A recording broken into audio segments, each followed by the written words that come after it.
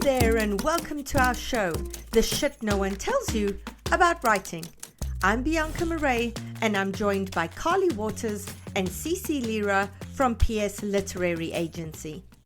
Hi everyone, welcome back to another Books with Hook segment. Today's is an extra special one. So we haven't had an author on the show with us for a while, and now we are breaking that drought. Debbie Whittall is with us today. Debbie, welcome to the show. Thank you. I'm so glad to be here. We're so excited to have you. And as per usual, we're going to dive straight in. So we're going to ask you to please read us your query letter. Okay. Dear Bianca, CeCe, and Carly, thank you so much for your insight, generosity, and kindness as agents, podcasters, and educators, all of which were on full display during your fantastic deep dive series, webinars, socials, and weekly on T-Snot-Yaw. This query is dedicated to CeCe, following your thread's call for dysfunctional families, social climbers, and female rage. Linda is my 80,000-word work of upmarket women's fiction, exploring the subtle and not so subtle ways that some women support the patriarchy. It channels the humor and messy class dynamics of Jenny Jackson's Pineapple Street and complicated female relationships of Rumaan Alam's Rich and Pretty. Set in the 1980s, Linda's dual POV explores the titular Linda Hammond through the eyes of two other women whom she befriends, betrays, and bedevils. Eleanor Stewart, 25, is shy and obese, trying to make herself small, both physically and emotionally. When Linda, a manager at Eleanor's influential family firm in Toronto, reaches out, Eleanor overlooks the fibs, flaws, and etiquette faux pas, believing she's found a way out of her overbearing mother's shadow at last. Linda seems supportive, and the friendship seems to survive when Linda follows her newly elected father to Ottawa. Belle Martin, 22, is a civil servant focused on leaving her family farm behind and climbing out of the secretarial pool for a career. Her position in the agriculture minister's office is precarious. Linda Hammond, her new boss and the minister's daughter, holds the key to Belle's future. Demanding and capricious, Linda wants to be more than Belle's boss. Ultimately, Linda uses both women's greatest fears against them. Eleanor is forced to stand up to her mother or risk both her newfound independence and the future of the family firm. And facing professional ruin, Belle must reinvent herself or risk winding up as bitter and helpless as her own mother. Together, Eleanor and Belle must untangle the two sides of Linda, because Linda isn't finished with either of them yet.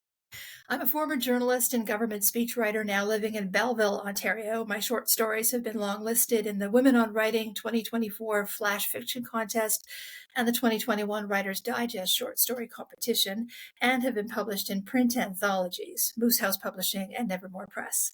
Linda is my debut and the results of a Linda or two in my life. Thank you for your time and consideration, Debbie Whittall. It's 355 words without the blatant yet sincere flattery off the top. Love it, Debbie. Thank you so much. My mother's name is Linda. I'm just putting that out there. Okay, CeCe, would you like to kick us off in terms of the query letter? Yes, let's do it. Okay. First, thank you so much for the lovely, lovely paragraph. Definitely worth the extra words. So kind. I'll start with a really silly, but I think important comment. I've heard from a few marketing and like publicity people in publishing that having things like forward slashes in titles or hashtags or something else can really get in the way of SEOs. And so I don't know if that's even true anymore, because I know that these things change all the time and it's me. Technology is not my friend, but I would just remove the forward slash. I would just call the title Linda. I don't think you need the last sentence in the first paragraph, the sentence that begins with, set in the 1980s, Linda is dual POV. I want to know about the 1980s and I want to know about the dual POV, but the whole befriends, betrays, bedevils, love as a sentence, but it's not actually adding anything to justify the extra sentence. And to be totally honest, your hook sentence is so good that I don't think you need to mess with it. Like what I wrote when I got to the end of Not So Subtle Ways That Some Women Support the Patriarchy, I was like, I love this hook. Like, it's a really interesting hook. There's lots of potential for like messy emotions, messy dynamics, ambiguity. I love ambiguity. So I don't think you need it. Going to the next paragraph. And this is actually something that is a general note for all the plot paragraphs.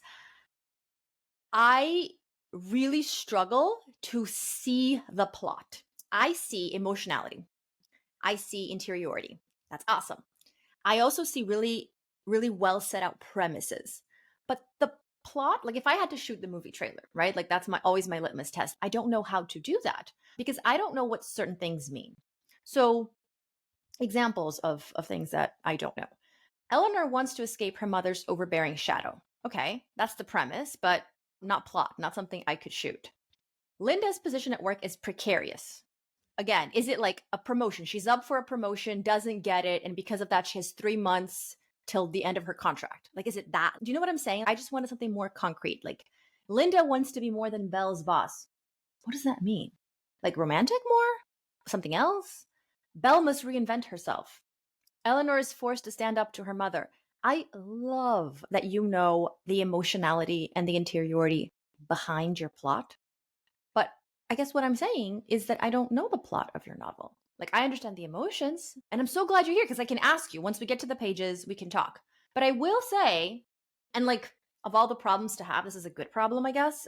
Your query letter does not do your pages justice. I don't want to get ahead of myself, but like, your writing's really strong. And so if I'm reading this query letter, I am not getting the juiciness that I did see in your pages, you know? And if you have to choose between strong query letter or strong pages, I always prefer strong pages. And I do read pages regardless of the query letter, but not every agent does. So I think we need to focus on plot. And I hope that you'll be able to tell us, you know, once Bianca kicks it off to you, because I think we need to work on that. Thank you, CeCe. Yeah, we'll hand it across to Carly, and then after that, we'll open it up to Deborah to answer questions and ask her own questions as well. So, Carly? Absolutely. Thank you so much for coming on. I've missed having authors on. This is so fun. I'm always like, the person's not here to ask the questions. Anyway, I'm thrilled that you're here and we can get into it. And I know it's hard for you to sit quietly while CeCe and I come at you. So you're being very patient and gracious. So I love the title. I agree with CeCe. Like, there is some metadata issues because, again, when publishers are logging things in their like internal systems, a slash can mean different things within their systems. You know what I mean? Again, it's a very silly, boring thing to be like your artisticness in relation to, you know, the technology and the systems and publishing. But I love the double, like Linda. So if you want to query Linda/Linda, I think that's fine. But again, just be open to the fact that, again, titles change. But yeah, I love the title. So I think you did a really awesome job there. Okay, now I completely disagree with CeCe in terms of which line has to go. I think the line that has to go is the subtle and not so subtle ways that the women support the patriarchy. Well, I love that as a topic. I think the line that has to go is that one. And the line we keep is the befriends, betrays, bedevils. So again, even though the authors on the show, we're not actually making a lot of progress here in terms of CeCe and I agreeing on anything. Because to me, that's all theme, you know? And I'm very much like, we got to get away from theme in a query letter. We got to focus on how are the subtle and not so subtle ways that the women support the patriarchy. You know what I mean? Like, to me, that's the most interesting part here. So I want to know how they accomplish that. I don't want you to tell me that. I want to establish that through the plot itself. So the comps, like, I think you picked 2 great books. Only thing I will say is it seems like it is a Canadian novel, obviously with the setting and the characters. You might want to pick a Canadian author as a comp. You know, again, up to you. The other thing is both of these are contemporary and your book is set in the 80s. So again, you might want a historical, you might want a book in the 80s or a film, or, you know, you can choose another form of multimedia. I would choose something Canadian. And the other thing that I always say is, and I know people who have pitched me and I've requested their fulls know this, is when I request somebody's full, I ask for alternate titles and I ask for alternate comps.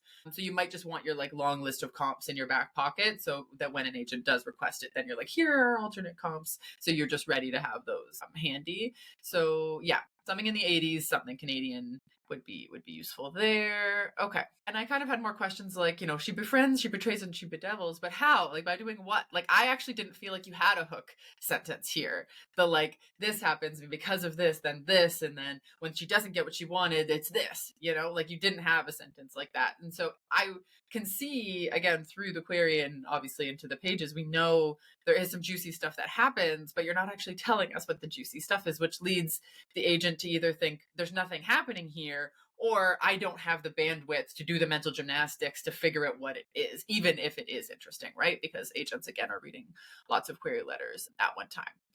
Okay, next paragraph. So you don't have to put the ages in brackets. It is more of a synopsis technique because you have like Eleanor Stewart bracket 25. Don't worry about that. Ideally, through the context, we'll understand that they're early in their career or they are youngish women. Okay, so I think another one of my big questions is, who is the main character? Because obviously you have dual POV. So you're saying Eleanor is a main character and Belle is a main character because it's dual and they're in the query letter, but the book is called Linda Linda. So I'm like, okay.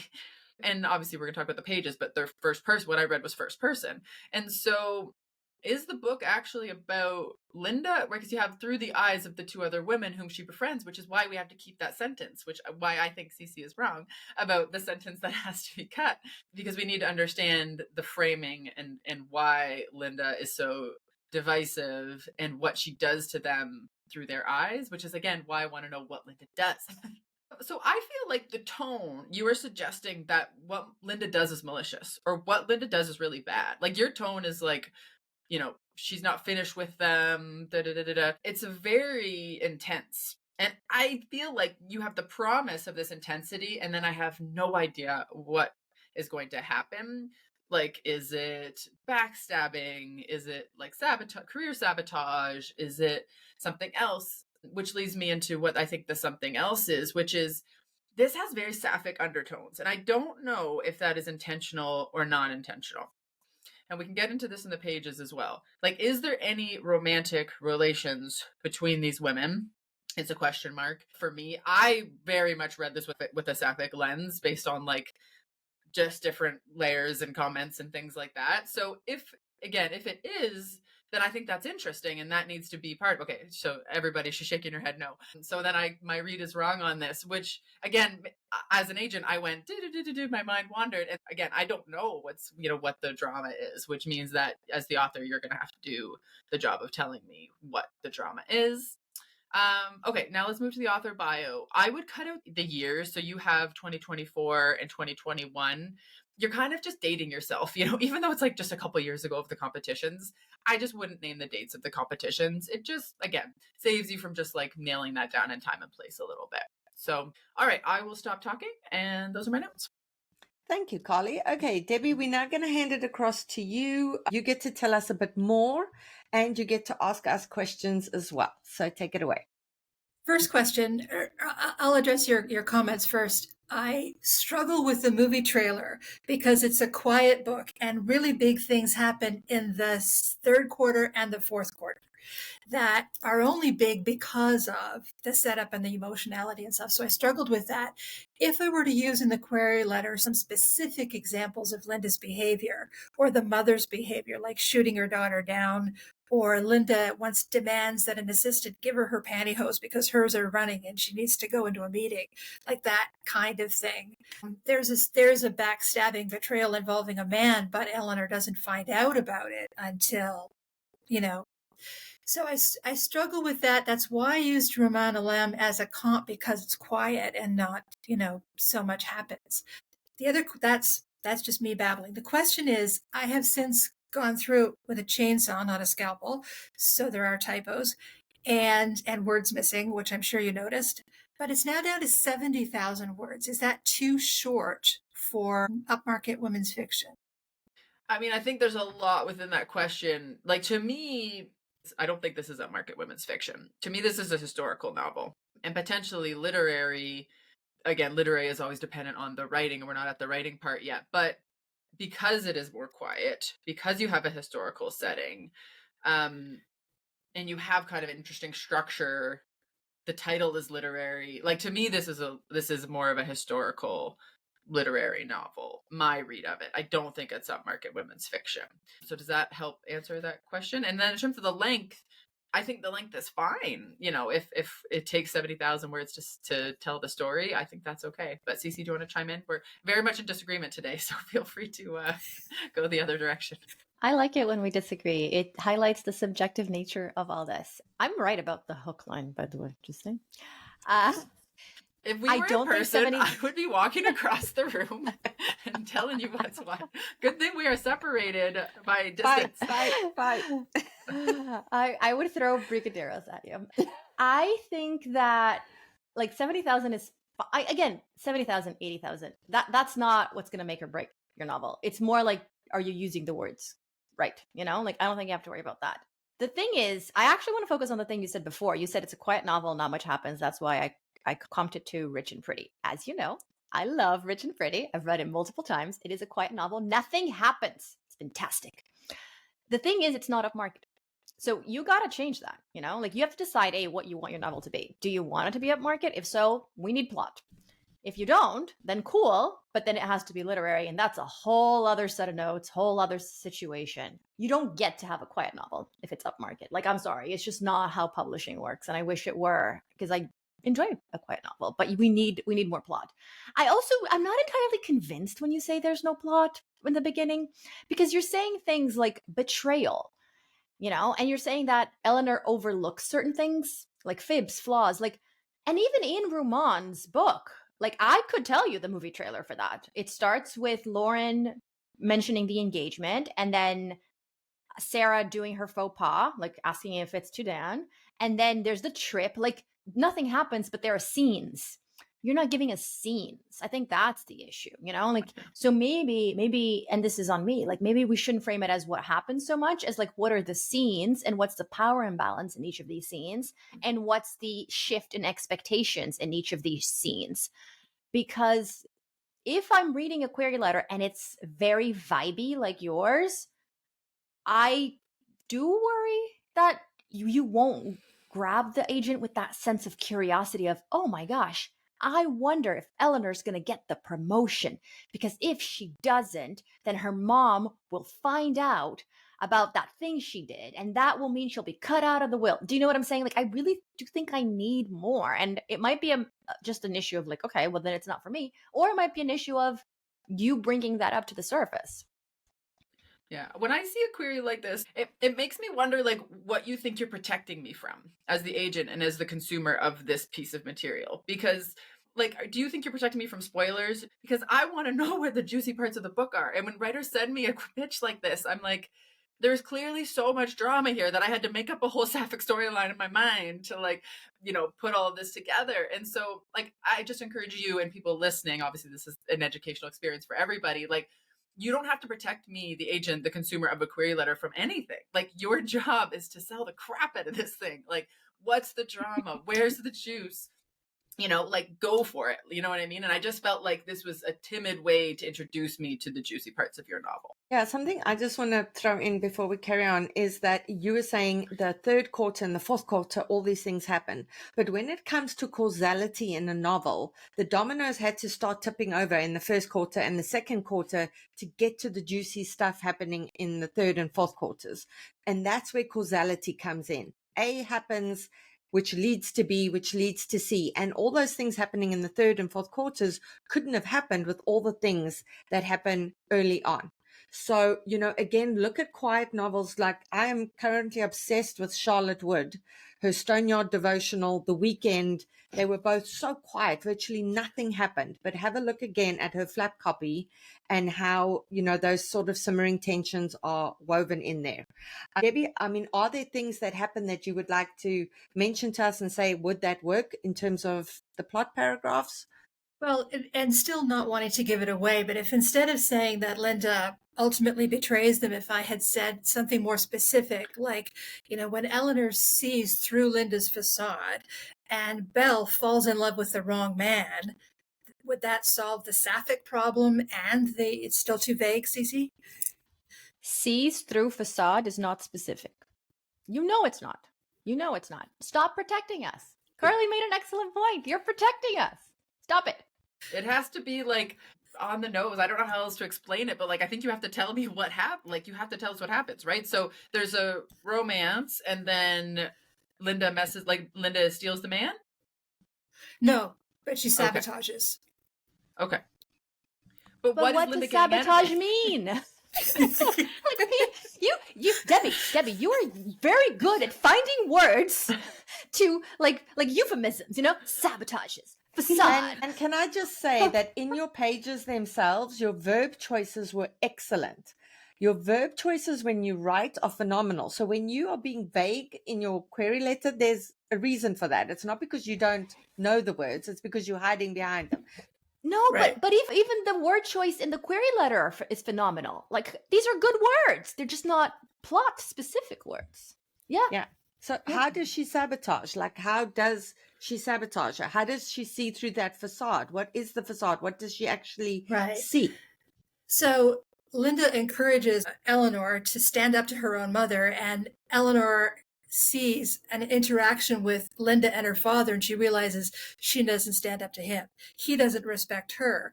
And Linda sees on her face that she sees this, and she always comes across as the leader, the woman who sucks all the air out of the room.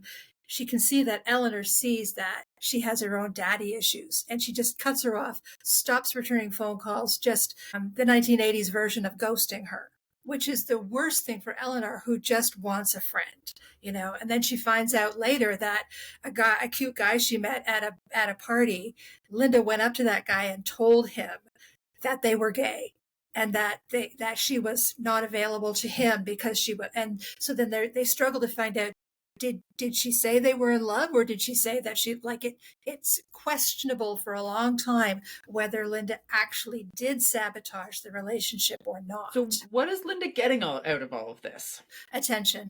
So the upshot is that Linda feels better about herself when she stands beside a broken person. So she looks for broken women to prop herself up, to make herself feel whole, better. It's difficult to shoot a movie trailer, but I'm going to keep at it. What if I were to mention vibes like weeknight wine and Saturday morning Scrabble matches? Scrabble is a huge... No? Okay, good. Everybody, CeCe is shaking her head. If you're not watching us... I'm not letting you do any of that. No. Okay. No Scrabble nights in the query letter. Like, nobody wants that. No. This is just highlighting how difficult it is to write query letters for quiet novels. Mm-hmm. Yeah, exactly. CeCe and I are convinced that, we could get there, but we don't have a couple extra hours to kind of dig into it. So let's move to the pages. Yeah, I will keep on trying. The pages, I agree in what they were both saying, is that the query letter did not do the pages justice. So we're going to discuss the pages now, which were really, really good. So we're doing a different exercise. Carly and CeCe are each going to summarize the pages themselves so that we can show how different people approach information and what stands out to them. CeCe, would you like to begin? No, Carly should begin because I have mine written down, so mine won't be influenced. All right. As I said, if we were in person, we would be having Battle Royale today. All right. So my summary is the following. So we are in Eleanor's POV. It says Toronto, spring 1983, chapter 1. So we are in a boardroom with our main character, Eleanor, and Linda has an interaction with her where she's kind of like potentially trying to embarrass her in the boardroom meeting. The two have a laugh, everybody gets distracted, and we understand the relationship between Eleanor, her mother, and Linda. Then Linda takes her out for coffee and tries to understand a little bit more of the relationship between Eleanor and her mother. Then they kind of become friends, and Eleanor and Linda go on a kind of weekend away in a cabin, and we learned a little bit more about the friendship that builds here. Okay, Carly, now we're handing it across to CeCe, who's going to read us her summary of the pages. Okay, this is what I got. Linda asks our protagonist for tissue. Our protagonist says, "Do you need one?" And then Linda clarifies that no, the protagonist needs one while touching Linda's nose, and that universal gesture of "you need a Kleenex." So this interrupts the presentation. They're in a boardroom. Protagonist's mom is presenting, and Linda looks professional and poised, dealing with the death stare that the protagonist's mother gives them. Linda asks the protagonist for coffee. Linda insists the protagonist should have more power at the firm because her brothers do. Linda invites her on a trip. They play Scrabble. Linda refers to the protagonist as a friend. Okay. All right. So let's now discuss the pages. So Carly, would you like to begin? Sure. I'm going to continue with why I think this was an entirely sapphic plotline, and then you're going to have to make your edits accordingly because apparently I'm out to lunch. These two women are intensely focused on one another. No, they're not really paying attention to other people. There is a mother character, but again, they're having this intimate connection about the tissue. It seems like they are trying to take care of each other through the tissue thing. So again, they're building this bond. Then Linda invites her to coffee after, where they have a pseudo date, where they are obviously talking about some work issues, then invites her to a romantic cabin weekend, just the two of them. So this is why, again, I thought this was a completely sapphic, romance plotline. I don't know what else to say. I completely felt like these two were, and again, it's not that I thought it was all like sunshine and rainbows. I thought there was something ominous, but I got a very romantic vibe here. Again, maybe from one more than the other, but anyway, so I'm defending my potential illusion here. Okay. But in terms of the pages itself, so I guess I haven't read a lot of books set in the 80s, I will say. I was born in the 80s, but didn't, read a lot of books back then as I was, too small and couldn't read. But, I felt like there was a very youngness to her in a way that felt probably intentional. Like I wrote this in my notes, which you'll see is that it seems like you're a very intentional writer. So I'm trying to figure out why you kind of infantilized her so much in the pages. And I think it was probably intentional to make her seem young. Again, the Kleenex issue, it was very maternal, that again, she's having snot running out of her nose or booger situation where somebody has to take care of her. It felt very young. So that was very much I was like, how old is she? Is she a 8-year-old in the room, or is she again a business person in the room? I didn't know. So again, I got a very huge age gap dynamic, parental, again, maternal relationship between everybody there. So I just kind of wanted to flag that she came off really, really young to me. And as I said, you'll see in my notes kind of what I was getting at there. And in terms of a technical note, when you were switching kind of scenes, let's call them, like you're in the present and you're going back into the past for a memory, you need to leave more lines, because I wasn't really clear of okay, she's in the physical situation of having coffee and then she's going back into her mind thinking about her mother, and you need to leave a couple lines there so I can emotionally and spatially understand we are time traveling. That would be important there. I found it really interesting that you didn't have the two of them do small talk between deciding they're going to go for coffee and then going to coffee. She just bobs her head, say nothing as we make our way to the elevator, down 16 flights.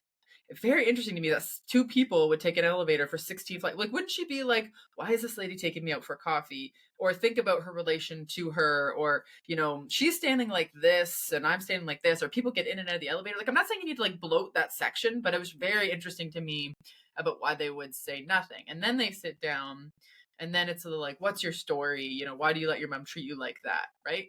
Yeah, I don't know. I just found there was an opportunity there to get into the layers of why all this matters to each of them. That's kind of what I was trying to get from you in the query conversation.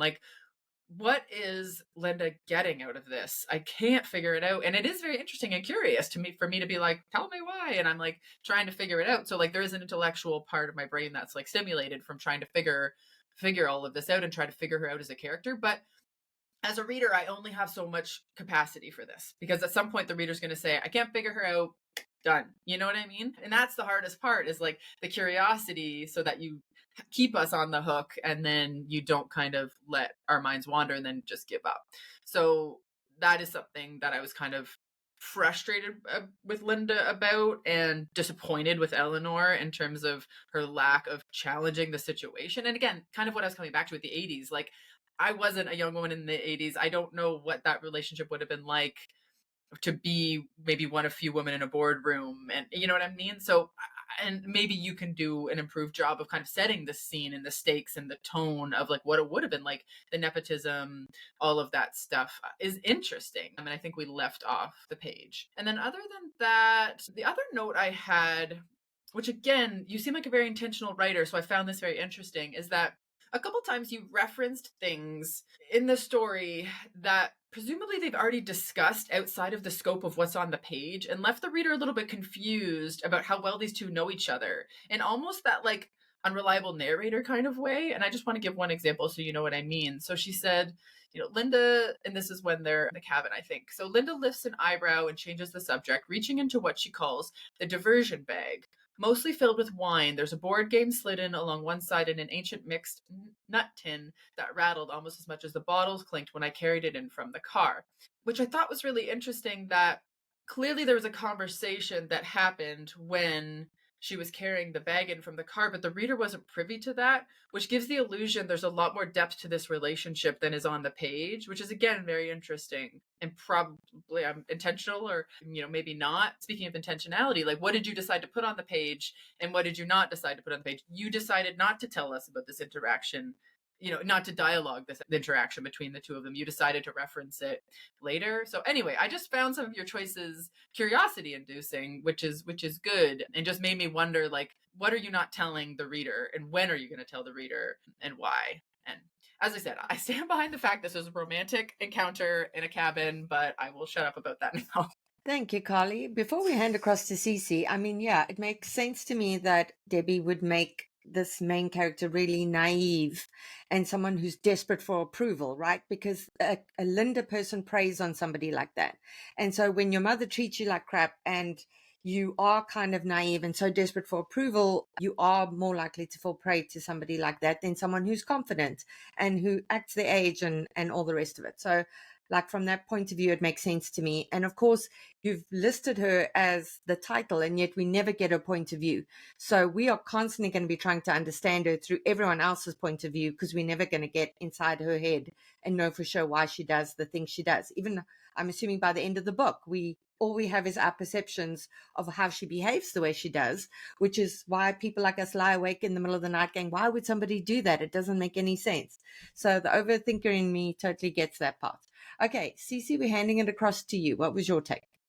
I loved the interiority, like the observations she was making, her self-awareness, the comparisons, something I'm always looking for when I read pages, especially pages that are promising literary fiction, but really all pages, is to have the protagonist comparing, because human beings do that all the time. Like, if you see someone, and so she compares her appearance, Linda's appearance, to her own, Linda's poise to her own, and just comparison after comparison. And it was just so subtle, so well done, like not overwritten. A lot of people, when they write interiority, I think they get excited and they overwrite. You never did that. I thought you did a really, really good job. I also think that the way she observes Linda was really masterfully done. It made me really curious, I guess, to Carly's point as well. Like, we're like, okay, so what is it about this woman? And there's a moment where the protagonist calls her one of the beautiful people. I really liked that. It shows the categorization that we all do in our minds. Like, oh, those are the popular kids. Those are the beautiful people. Those are the athletic people. Like,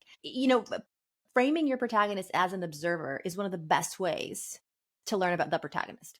It sounds weird, right? Because they're observing others, but it's actually a very effective technique to develop your protagonist. And you're doing this fantastic job out of it. Like, I really, really loved it. I'm going to mention two things that I think we need to work on. The first is there's a couple instances that I felt, weirdly enough, were venturing into info dumpy, forced territory, more forced than info dumpy. So the tissue thing. No one would ask, do you need a tissue? People would hand over a tissue. They assume the other person who is asking for the tissue needs the tissue. And then Linda would be like, no, it's for you. So I love that surprise element, but that question didn't seem plausible to me. And when Linda's talking to the protagonist and she says, why do you let her treat you like that? Her, I assume, being the protagonist's mother. If I'm wrong, please stop me. And then she says, your mother is CEO of Stewart Limited, the grand doyenne of Canadian public relations industry. You're a steward. And again, that didn't make any sense, because if her mom has power, and that line is kind of highlighting the fact that her mom has power, people with power can get away with treating others badly. Like, it makes total sense. It would make much more sense for her to be like, why does she treat you and not your brothers like that? And I know eventually we talk about the brothers, but that line, I read it and I went, wait, what? Is the her not her mother? Because if it is her mother, then the question makes no sense. But if it's not her mother, then I don't know who it is. So it's a small thing, but that kind of tripped me up. My big picture note for you, Debbie, and I mean, I don't know if you're open to a brainstorming session. We don't know if we have time for one, but I think this even more after hearing you talk about your book's plot. I think you need to work on your scene, your first scene. Like, your first scene is good, but I think it could be great with higher stakes and more disruption and more surprise. I do think the boardroom is a smart choice. I think that, like, if you want ideas, I can suggest an idea, but I do think you need certain fundamentals of starting in the right place that you don't have. You do have her current position in her world, which is essential. You have a very small disruption, which is her mom looking at her. If you want to keep the small disruption, that's fine. I would start with the bigger one just because it's the first scene. But then we don't have change in power dynamics. And we need that. We need that shift, that story forward shift. So again, I have ideas, happy to brainstorm. If we don't have time, we can just do it off camera and that's fine if you're interested. But I think that you need to like dial it up, you know, like you're in the right, like sort of like neighborhood, but dial it up. We've got 13 minutes, so we definitely do have time to brainstorm, but let's get Debbie to ask her questions first so we make sure we tick those boxes. First of all, the two of you did not notice that Eleanor doesn't name herself in the entire first chapter. And so I noticed. Okay, she does not name herself until page 240 in the book. That's what I would call a literary device. Does that have a place in the query letter or not? Absolutely not. Also, don't wait till page 200. Name her earlier. Okay. Yeah, it's like it'll be on the flap copy and it's on the subhead. So it's not like her name is a secret. It's You cap off the chapter though. Like it says chapter 1, Eleanor's point of view. Is that what you mean? Like you mean that she doesn't name herself, but it's very clear it's Eleanor's chapter, you know? And then in the next chapter, Linda gives her an unflattering nickname, and that's how she's known until a dramatic point. I'm just absorbing all this information, so I don't have many specific questions about the pages. Other than I will say to Bianca about the intentionality, I changed bobs her head from nods her head after listening to somebody, you talking to somebody about the nodding being overused. I changed that specifically. And Carly, I think it's fantastic. You think that it was intentional that they suddenly started playing Scrabble, but I combined 2 chapters into one and actually took out information, and that's the chainsaw aspect of it. During the deep dive, Bianca, you were saying that you were told your chapters were too short, and you said they were about 2,000 words. Mine were 800 words. So I just went through and I combined a lot of chapters to make them 2,000 words short. And that's how that positioning happened. But I would love to brainstorm. Let's brainstorm. Just on the chapter thing, for everybody else who wasn't part of the deep dive, what I said was my readers the one thing I always get complimented on is that I have lovely short chapters. It's not really what a writer wants to be complimented on, but that's what I do get. And mine are generally around about the 2,000 word mark. So that's sort of the sweet spot there. But in terms of the brainstorming, CeCe, what suggestion did you have? Okay, this is probably not going to fit your story, but it's really just to illustrate what a full scene could be.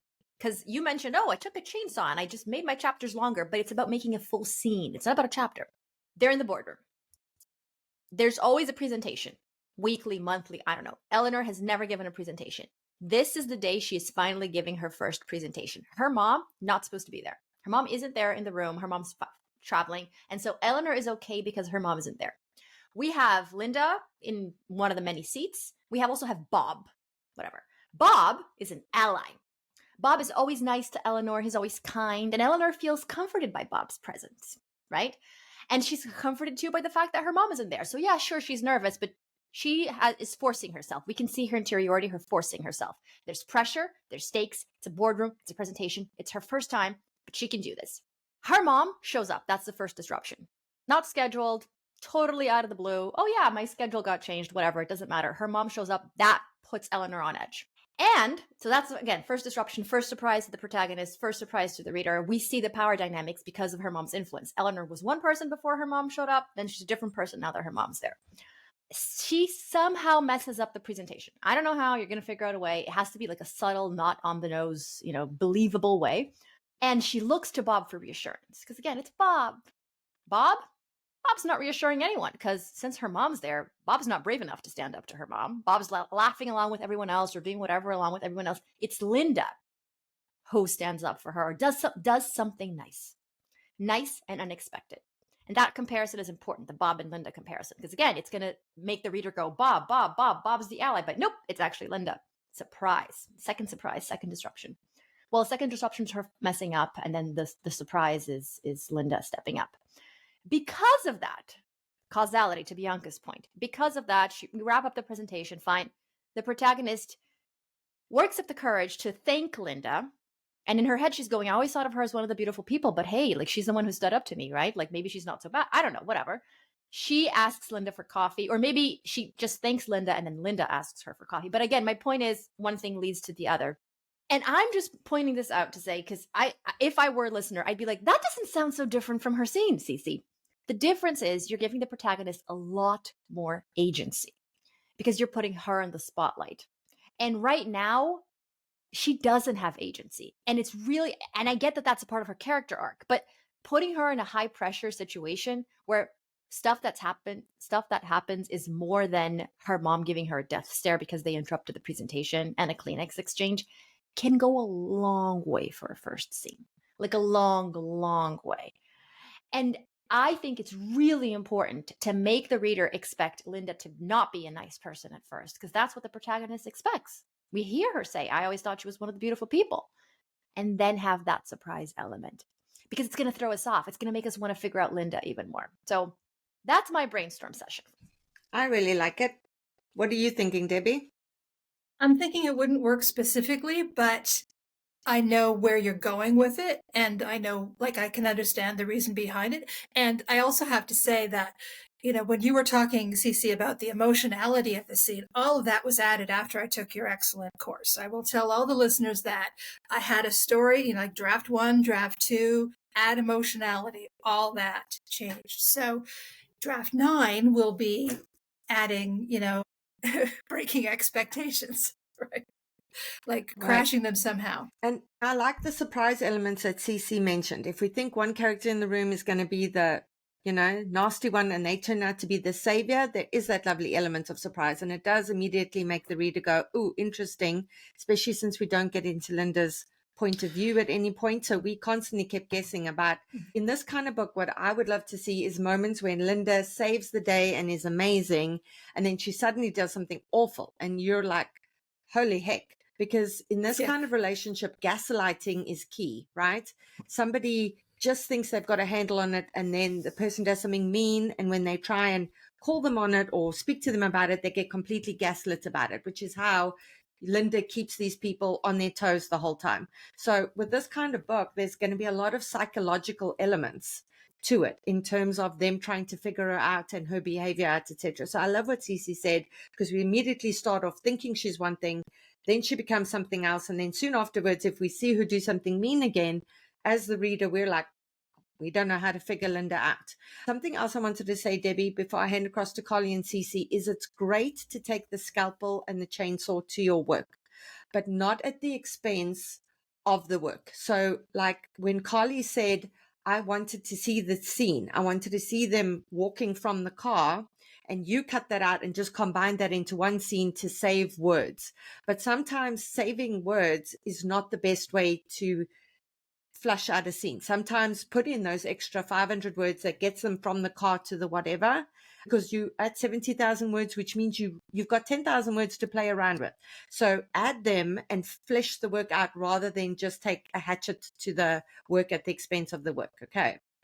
Carly and CeCe, yeah? Yeah, sorry. One thing I wanted to add was about one of the reasons I think CeCe's idea, just to underscore why that works, is because I felt like, it really felt to me like Linda was forced upon us as the reader, right? Because we, like, all of a sudden, it's just like, and Linda's in our face, you know what I mean? With the Kleenex situation in the back of the boardroom. Like, it was just like, boom, Linda's in our face.